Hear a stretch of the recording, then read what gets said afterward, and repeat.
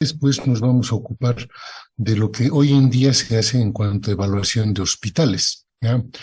Si es que me pueden confirmar imagen y sonido para empezar ya la sesión.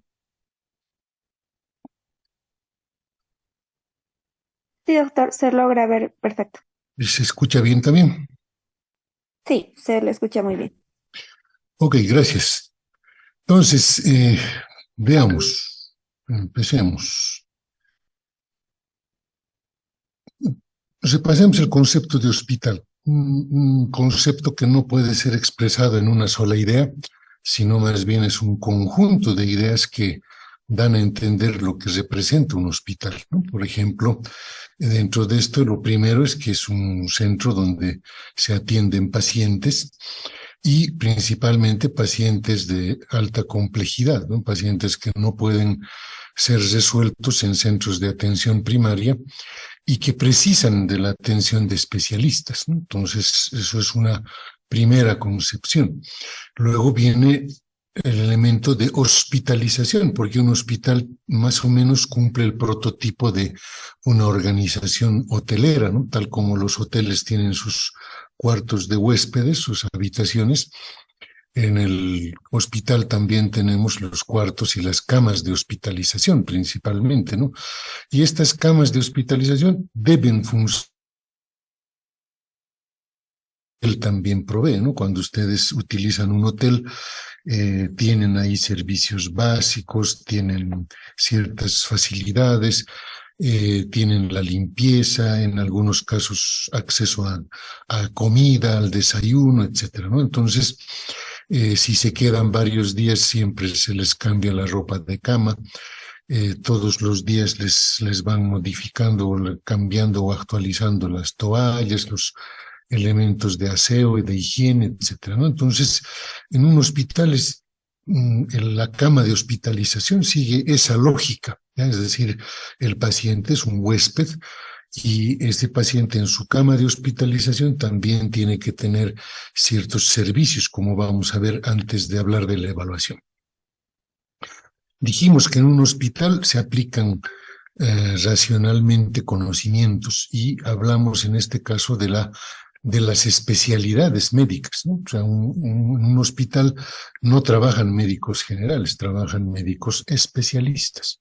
Desde el mismo servicio de emergencia, cuando hablamos de los emergenciólogos, hasta las distintas especialidades. En un primer nivel, las 4 especialidades básicas, cirugía general, medicina interna, ginecobstetricia y pediatría, a lo que se puede agregar anestesiología por la actividad quirúrgica, ¿no?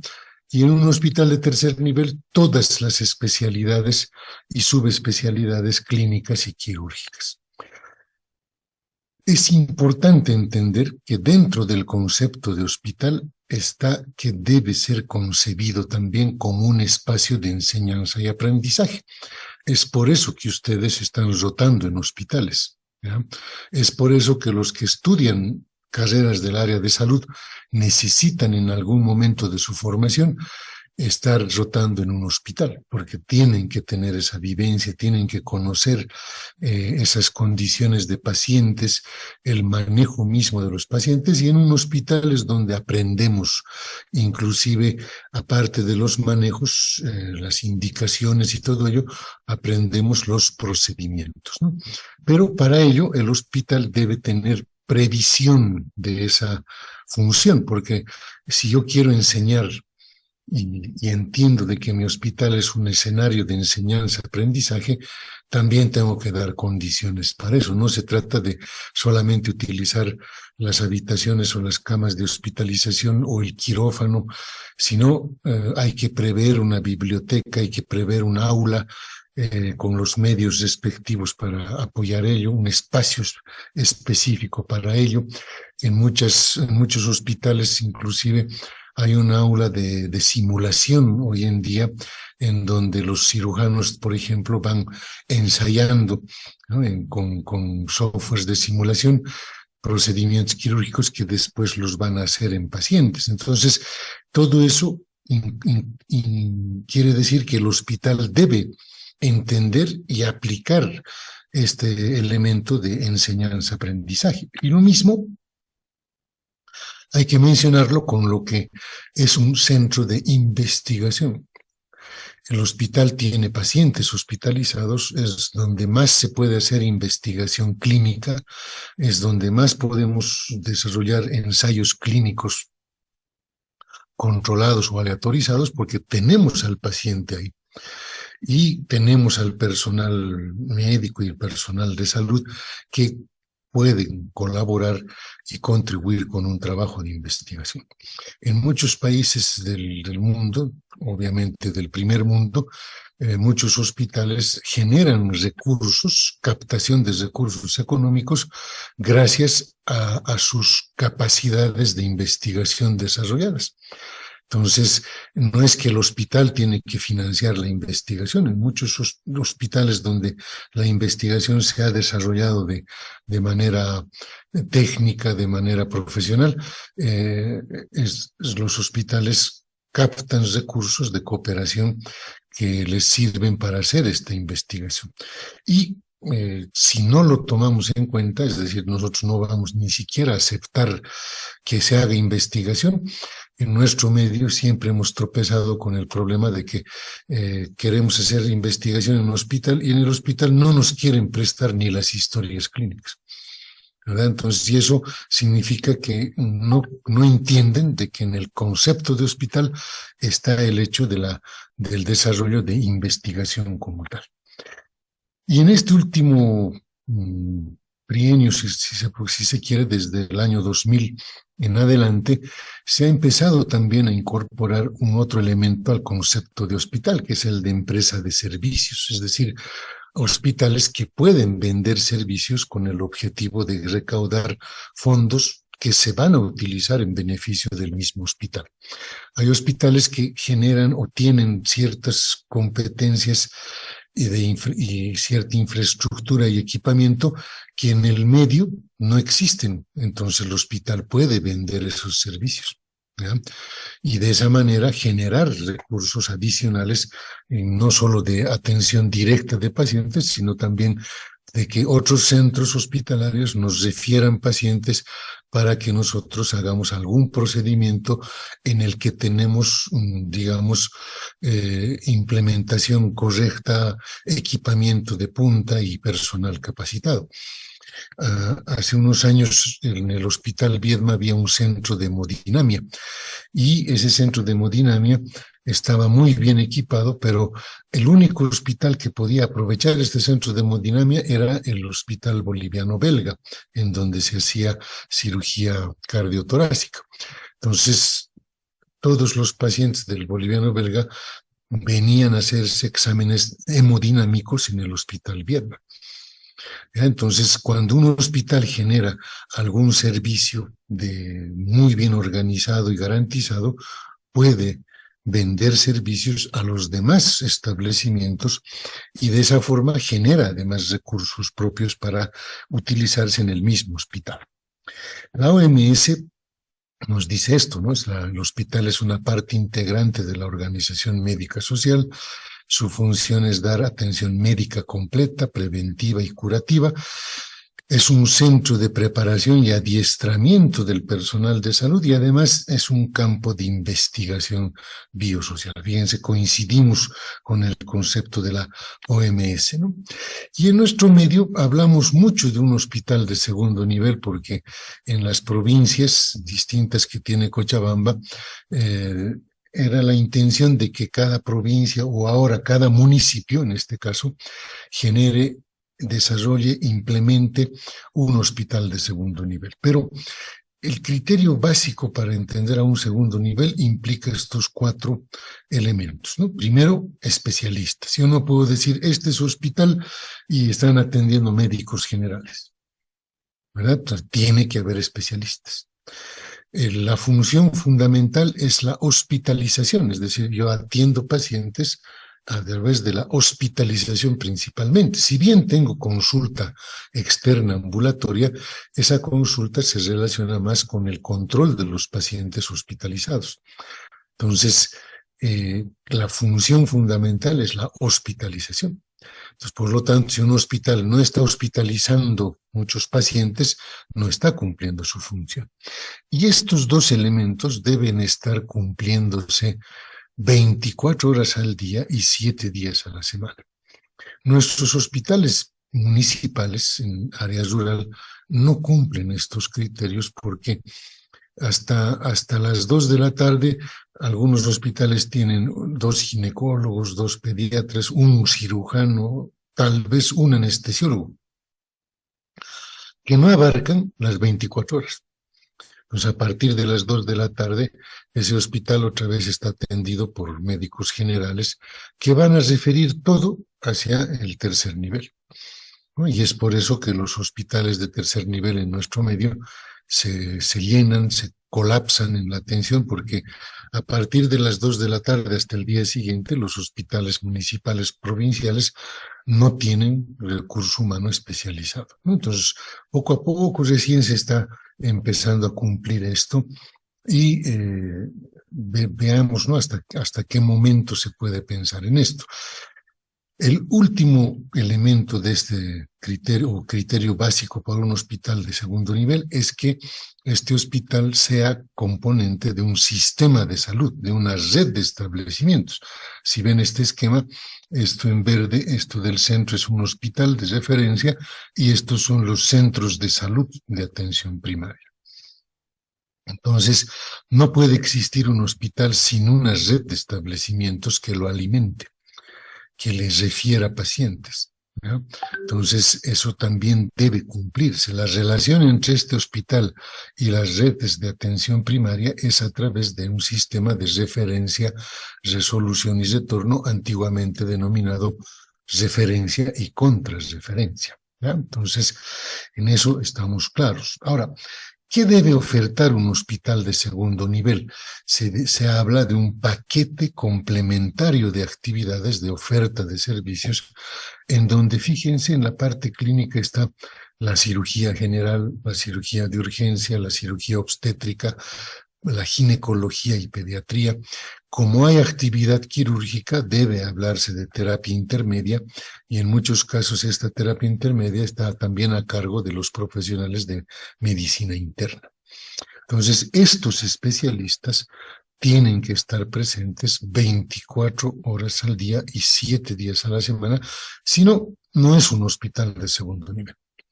O puede ser un hospital a medias, de mediodía, etcétera, ¿verdad? Pero debe, en el concepto de organización de servicios de salud, tiene que cumplirse esto. Incluso, fíjense, los servicios técnicos aquí ya varían.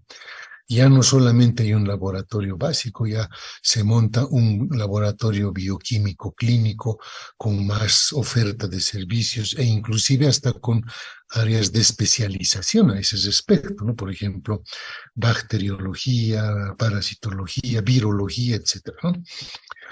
Se habla ya de un servicio de imagenología que puede incluir, además de la radiografía y ecografía, la tomografía axial computarizada, ¿no?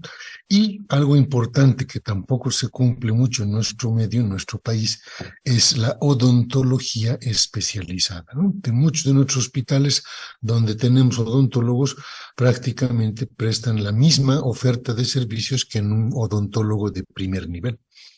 Entonces el odontólogo no tiene a quién referir pacientes. Es decir, si de mi centro de salud yo hago un paquete de atenciones y el del hospital hace el mismo paquete, ¿quién va a resolver la patología complicada? ¿Quién va a resolver los casos complejos? ¿No? Entonces, hay que pensar por ello en odontología especializada también. Entonces, así concebido un hospital, fíjense las cosas que además son inherentes al funcionamiento de un hospital moderno aquí. Por ejemplo, con ustedes vamos a aprender ya las siguientes clases planificación estratégica, ya van a tener una idea cabal de ello, pero hay que entender que todo hospital debe tener su plan estratégico. Todo hospital debe tener su presupuesto adecuado y suficiente para su funcionamiento. Todo hospital debe hacer gestión de recursos humanos. Un hospital de segundo nivel pueden llegar a trabajar hasta entre 200, 250 personas. ¿ya?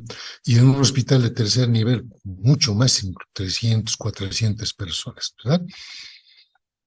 Por eso es que algo fundamental es organizar la gestión clínica. En un hospital se debe estar permanentemente organizando y evaluando todos los procesos de atención de pacientes, porque ahí no puedo yo desperdiciar recursos, ahí no puedo yo tener médicos que no trabajen o que no hagan su función, no puedo tener un quirófano sin cirugías, etcétera, ¿sí? Entonces, además, fíjense, el otro elemento clave en un hospital ya es obligatorio trabajar bajo parámetros de calidad de atención. Así que la gestión de calidad en un hospital ya no es algo que el director pueda elegir o pueda decidir si hace o no hace. Es una obligación trabajar con criterios o parámetros de calidad.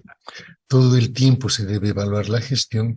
Se habla de la gestión diaria del hospital, por ejemplo, que es algo que hacemos prácticamente todos los días, y el componente ético deontológico, obviamente, siempre debe estar presente. Ahora, les voy a mostrar dos formas de entender a un hospital, una desde el punto de vista de la administración de empresas y otra desde el punto de vista de la gestión de procesos. En administración de empresas, Mintzberg es uno de los gurús de la administración y él siempre decía, dentro de su teoría, decía, toda empresa, cualquier empresa que elabora productos o produce servicios, tiene la siguiente estructura o debe contemplar la siguiente estructura, ¿no? Él decía, en este esquema siempre debe haber un apex, una cabeza, ahí está, digamos, el dueño de la empresa, el gerente o el directorio, etcétera, ¿sí? Toda empresa tiene que tener una base operativa en donde se hace el trabajo de la empresa, es decir, lo que produce la empresa. Esta base operativa, por ejemplo, para una empresa manufacturera de calzados, pongámonos, hablemos de la Manaco, de Bata, en Cochabamba, ¿no? Entonces, acá abajo están todos los servicios operativos, es decir, los obreros que manejan el cuero, cortan el cuero, pintan, cosen, pegan, etcétera. ¿Sí? O sea, si esta empresa produce zapatos, aquí están los que trabajan los zapatos, ¿verdad? Aquí está su directorio, ¿sí? Su gerente, su directiva, etcétera. Ahora, Mintzberg decía, este directorio o este director o este gerente, imposible que maneje todos los servicios operativos sin ayuda de alguien.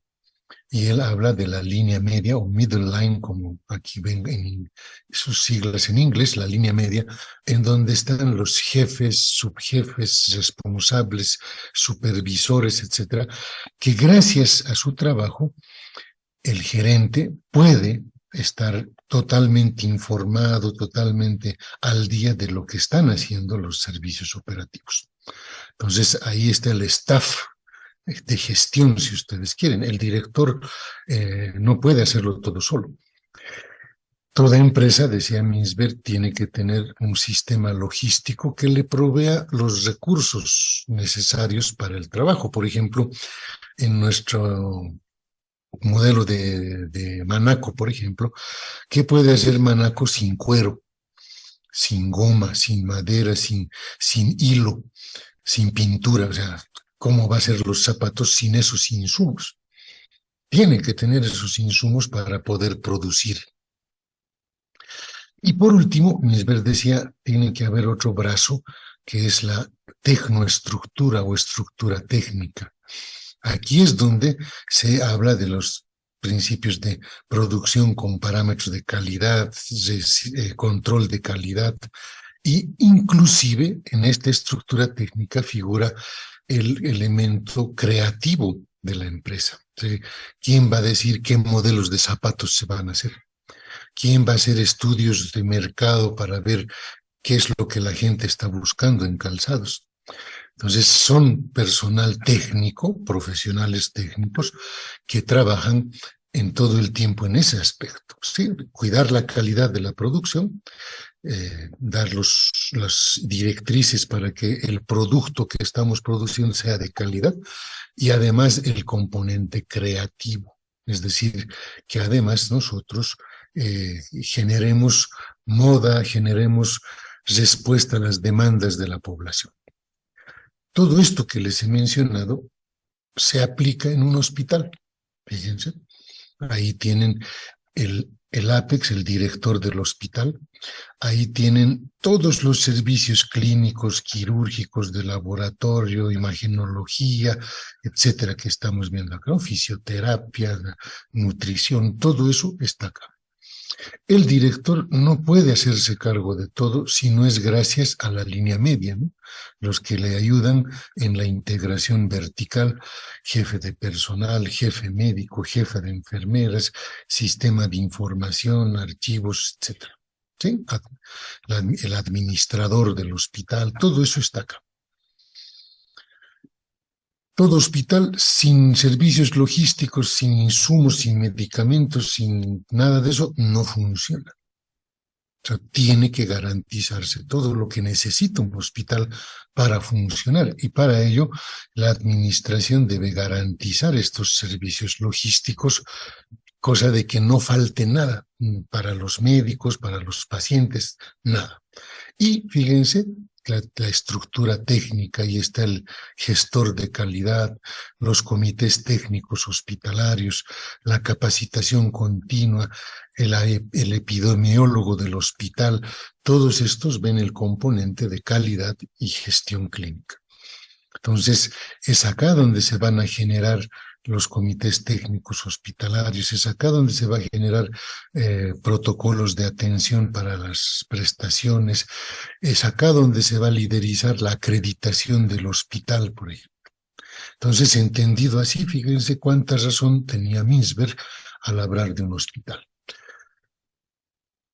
La escuela española, en cambio, agarra el concepto de gestión de procesos. Y dice, un hospital es un conjunto de procesos. Y de esos procesos hay que entender tres, dice, ¿no? Los procesos clave, que son todo lo referido al manejo del paciente, desde el ingreso del paciente al hospital, el movimiento de los pacientes dentro del hospital, toda la gestión de diagnóstico y tratamiento hasta el alta del paciente. Esos son los procesos clave, ahí tenemos que poner toda nuestra energía, porque eso es el día a día de un hospital, los procesos clave. En un hospital todos los días tiene pacientes, o sea, tiene que estar todo el tiempo gestionando bien eso. Pero, al igual que Minsberg decía, los servicios logísticos, se habla de procesos de soporte, los que proveen recursos. Ahorita vamos a entender mejor a qué nos referimos en un hospital. Y, igual que Minsberg, habla de procesos estratégicos cuando Minsberg habla de la tecnoestructura, ¿no? O sea, la estructura técnica proveen las guías de trabajo en un hospital y son elementos que cuidan la calidad de atención en el hospital. Entonces, esto es como el muñequito de Minsberg, que ustedes ven acá, como si estuviese volteadito, ¿no? Caídito de un costado, ¿no? Entonces, los logísticos queda abajo, los procesos clave, estos son los procesos estratégicos y estos son los procesos clave.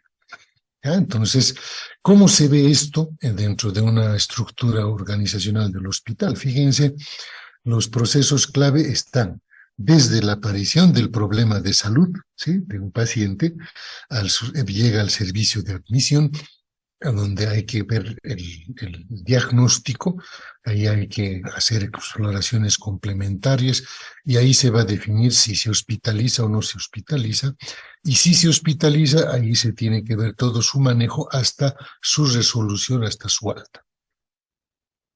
Ese hospital no puede hacer estas cosas claves si no cuenta con estos servicios de soporte, procesos de soporte. Fíjense, limpieza, cocina, lavandería, personal, mantenimiento, seguridad, esterilización, sistemas informáticos, documentales, contabilidad, etc. Y este hospital no trabajaría con criterios de calidad si no tiene estos procesos estratégicos, ¿no? El marketing, relaciones públicas, el benchmarking, que significa la adopción de intervenciones positivas aprendidas de otros hospitales. La investigación, fíjense, la protocolización, el hacer protocolos de atención, los comités técnicos hospitalarios, la gestión de casos, el control de gestión, el escuchar a los pacientes a través de las encuestas de satisfacción y el escuchar a nuestros propios empleados, ¿no? Esto también se aplica en este otro modelo que está más relacionado con un servicio de nefrología, en un hospital en donde, fíjense, los procesos clave están relacionados a la atención al paciente, parqueo, transporte, información, comunicación, la programación de las consultas, la atención de las emergencias, ver si se va a hospitalizar o va a hacerse atención ambulatoria, todo lo complementario a esto. Fíjense, pruebas, análisis, diagnóstico por imagen, hemodiálisis, rehabilitación, gimnasio, hasta el alta. Los procesos claves son estos, y aquí se incorpora, fíjense, la docencia, inclusive en este servicio de nefrología. Fíjense estos procesos de soporte en gran cantidad: presupuesto, contabilidad, compras, almacén, tesorería, facturación, mantenimiento, seguridad, servicios de bar y restauración, cocina, lavandería, limpieza, residuos, jardinería, hasta la asistencia espiritual. Fíjense, todo hospital siempre debe tener una capillita, un lugarcito de donde los pacientes creyentes vayan a hacer sus oraciones, etcétera, ¿no? Farmacia, historia clínica, banco de sangre, sistemas de información, salud laboral, gestión de personal, formación, biblioteca, información práctica clínica, evaluación práctica clínica. O sea, fíjense todos los elementos de soporte que este servicio de nefrología identifica. Y arriba, los procesos estratégicos: control de gestión, planificación estratégica, gestión de contratos, voz del cliente, voz de la atención primaria, voz, aquí les muestro, voz de los profesionales, el benchmarking, la comunicación interna, protocolos, planificación de la docencia interna, la investigación, etc. Entonces, fíjense cómo hay que entender un hospital también por procesos. Y esto es bueno: cuando un director tiene esta visión, puede ir haciendo mejoras, ¿no? ¿Hay alguna falla en urgencias? A ver, iremos a ver qué procesos están fallando en emergencias. ¿Hay alguna falla en exámenes de laboratorio? ¿O hay algún problema en diagnóstico por imagen? Vamos a ver. ¿Hay alguna falla en mantenimiento? ¿Hay alguna falla en cocina? ¿Hay alguna falla en farmacia, etcétera? O sea, vamos viendo todo el conjunto, ¿no? Cuando hemos hablado de visión sistémica, recuerden, hemos dicho, tengo que entender que un hospital es un conjunto de partes. Ahí están las partes, se las presento, ¿verdad? Todo eso hace un hospital. Cuando ustedes están pasando clases, al igual que sus docentes asistenciales, solo conocen alguna partecita de esto, ¿no? El consultorio o el quirófano, ¿sí? Nada más. Entonces, no tienen ni idea de dónde están estos otros componentes que hacen al funcionamiento del hospital. No tienen idea ni información de estos otros procesos que hacen a la gestión de calidad de un hospital. Solo cuando un médico de acá es nombrado director, recién se desayuna con estas cosas, ¿no? Porque para él toda su vida era la atención en su consultorio o en su quirófano o en la sala de hospitalización y punto. No hacía nada más que la prestación de asistencia a pacientes. Pero cuando ya dirige el hospital, recién se da cuenta de que había sido más grande de lo que él pensaba. Entonces, esa es la visión sistémica que todos debemos entender. Ahora, empecemos con la evaluación hospitalaria. Y para entender la evaluación hospitalaria, fíjense, hay que entender el eje de la administración hospitalaria. Y ese eje lo constituye la cama de hospitalización. Esta cama que ustedes ven aquí al centrito, ¿sí? modernas, como actualmente encontramos ya en la mayoría de los hospitales. Resulta que esta cama de hospitalización tiene costos relacionados importantes, ¿ya? Porque al paciente que va a estar en esta cama, yo tengo que garantizar horas médico, porque un médico tiene que venir a hacer su tratamiento, sus indicaciones, su evolución clínica, hasta su alta. Tengo que pagar horas licenciada enfermera, porque la enfermera es la licencia, es la que va a aplicar todas las indicaciones médicas dejadas en la historia clínica. Tengo que pagar auxiliares de enfermería que se van a ocupar de la atención y confort del paciente, de su limpieza, de su movilización, etcétera. En muchos casos yo debo prever hasta imagenología ahí. Puedo llevar al paciente al servicio de imagenología o incluso puedo tener ecografía portátil, rayos X portátil para ir hasta la habitación del paciente y hacer la prueba. Laboratorio, cada vez que se solicite un examen en el hospital, tiene que mandar un personal a sacar la muestra en este paciente hospitalizado. Tengo que darles a esos pacientes seguridad. Tengo que darles servicios básicos, pagarles luz, agua, baño, televisión, hoy en día Wi-Fi, etcétera, ¿sí? Telefonía inclusive, ¿no? Tengo que prever lo que ven ustedes acá, oxígeno central, aspiración.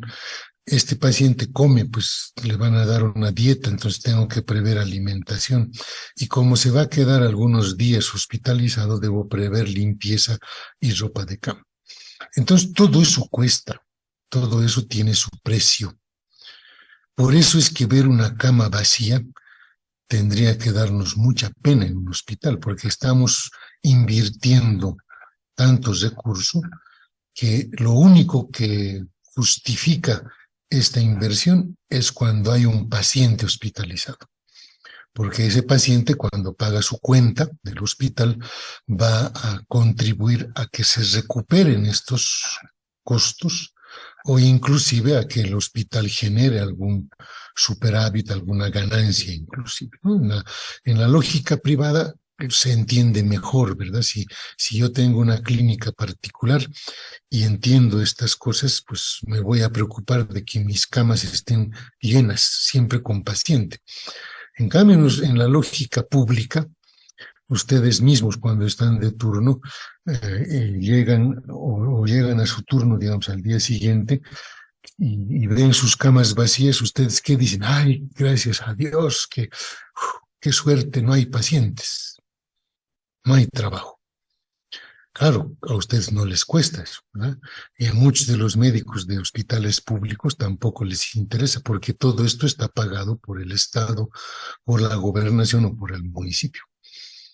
Pero si ustedes tuviesen su clínica particular, les dolería. ¿Por qué? Porque el dinero sale de su bolsillo, ¿verdad? Cuando no manejo no administro adecuadamente un hospital, tengo que cerrarlo, tengo que quiebro y cierro ese hospital, ¿verdad? Entonces, la cama de hospitalización es el eje principal de la administración hospitalaria. Por eso es que los indicadores de evaluación se relacionan mucho con la cama de hospitalización. Por ejemplo, el número de camas. Generalmente usamos el número de camas para ver de qué tamaño vamos a construir el hospital o con cuántas camas de hospitalización vamos a contar, una relación entre la inversión y el costo de funcionamiento. La OMS nos recomienda una cama por cada 1.000 habitantes a momento de construir un hospital. ¿Ya? Pero fíjense, hay mucha variedad en países del primer mundo.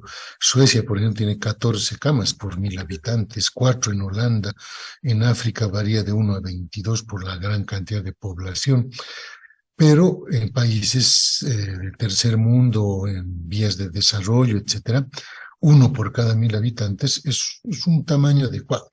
Y vamos a ver que en muchos casos nunca se cumple en la realidad. Por ejemplo, el hospital de Sacaba, ¿cuántas camas tiene? Entonces ustedes me irán y me dirán, doctor, hemos contado como 120. Ah, ok. Pero ¿cuánta población atiende? Entonces, si ustedes me dicen, no, doctor, en Sacaba hay pues como 600,000 habitantes en todo el municipio o en toda la provincia Chapare. Entonces, 100 camitas para 600,000, 500,000 no es suficiente, ¿verdad? O sea, si yo tengo que atender, por ejemplo, en Quillacollo 220,000 pacientes, el hospital de Quillacollo, ¿cuántas camas debería tener? 220. ¿Cuántas tiene? 80. Entonces ahí ya se dan cuenta ustedes de que la dotación de camas es muy por debajo de la recomendación de la OMS. ¿Ya? Entonces, una primera impresión es esa, ¿verdad? Ya pocas camas para una gran población como tenemos en Bolivia. Pero el segundo paso que hay que dar es, ok, tienes 80 camas, tienes 100 camas tú allá, pero ¿cuántas camas están ocupadas? Eso es lo más importante por lo que acabamos de explicar, ¿verdad? Por los costos relacionados a la cama de hospitalización. Entonces, la tasa de ocupación de camas es el otro indicador que nos tenemos que entenderlo, ¿no? O sea, ¿cuántas camas disponibles tenemos o días cama disponible en un año? Y de esas 10 camas disponibles, ¿cuántas se ocupan en el año? En el año, en el semestre, en el trimestre, en el mes, no hay problema. La temporalidad nosotros la definimos a momento de calcular el indicador. ¿Sí? Entonces, ahí está, se calcula, arriba se pone en el numerador número de días de hospitalización por año, abajo el número de camas multiplicado por 365. ¿Por qué? ¿Por qué decimos esto? 50 camas tengo que multiplicar por 365 porque esas camas están todo el año. No hay paro de las camas, no hay bloqueo de camas, no existe. El número de camas que están disponiendo en un hospital está todo el año. Por eso se multiplica el número de camas por 365 días. Y a eso también se le denomina, como les dije, días cama disponibles. Entonces, en el numerador estaría los días ocupados con pacientes y en el denominador los días cama disponibles, lo que disponemos en un año con la cantidad de camas que tenemos. Se multiplica por 100 porque es un porcentaje, también le llaman porcentaje de ocupación de camas, por ello es un indicador de eficiencia porque estamos relacionando con costos, ¿verdad? Lo que cuesta una cama, hacer funcionar una cama versus su uso. Y el estándar de referencia es de 80% como mínimo. ¿Ya? Entonces debería ser igual o mayor a 80%. ¿Eso qué significa? Que si tengo este valor o más, está bien, estoy recuperando los costos relacionados, hasta estoy generando cierto superávit o ganancia para el hospital. ¿Qué pasa cuando un hospital me dice, mi hospital, la tasa de ocupación de cama es 40%? Entonces, fíjense, el estándar mínimo era 80%.